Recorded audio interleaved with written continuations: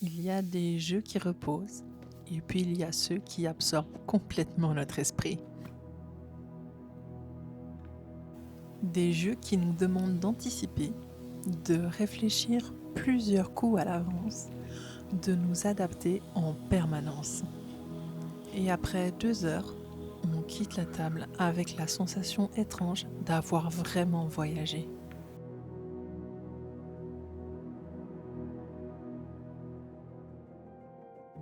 Quand on ouvre Darwin's Journée pour la première fois, tout paraît immense. Comme si le jeu essayait déjà de nous prévenir. Ce voyage-là ne sera pas reposant. Ce que j'aime beaucoup avec Darwin's Journée, c'est cette sensation d'avoir devant moi un énorme terrain de réflexion. Derrière cette aventure, on retrouve Simone Luciani et Nestor Mangone. Et surtout les magnifiques illustrations de Paolo Voto qui participent énormément au voyage. Mais dans mes parties, je ne voyageais pas seule. Face à moi, il y avait Alfred. Alfred est probablement l'un des automates les plus intéressants que j'ai pu affronter. Parce qu'il devient difficilement prévisible. Par moments, j'avais presque l'impression de jouer contre un vrai adversaire.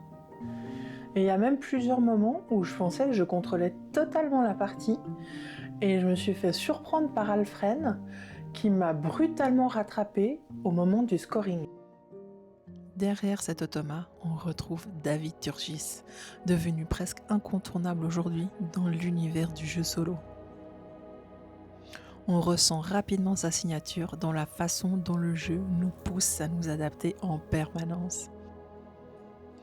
J'apprécie aussi que le mode solo reste accessible lors des premières parties, en proposant plusieurs niveaux de difficulté pour adapter l'expérience selon ce que l'on recherche.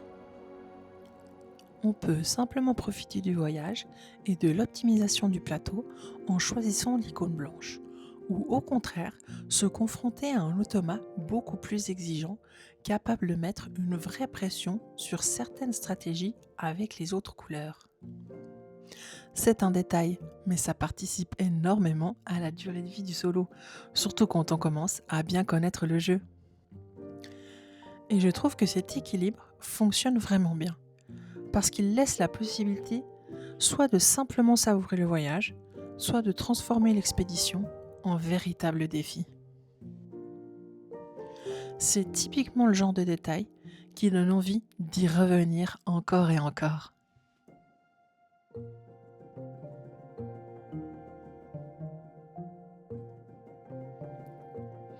Ce qui me fascine le plus avec Darwin's Journée, c'est qu'il donne constamment envie de tout faire.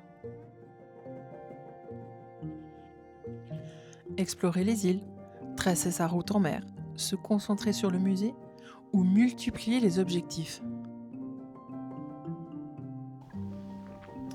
Et c'est à la fois magnifique et totalement frustrant. Parce qu'en une seule partie, t'as jamais le temps de tout faire.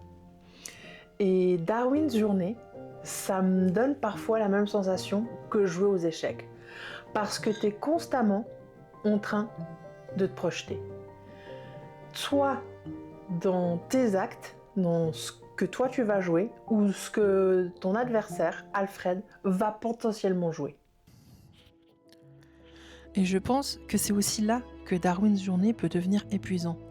Ce n'est pas le genre de jeu que je peux lancer distraitement après une longue journée.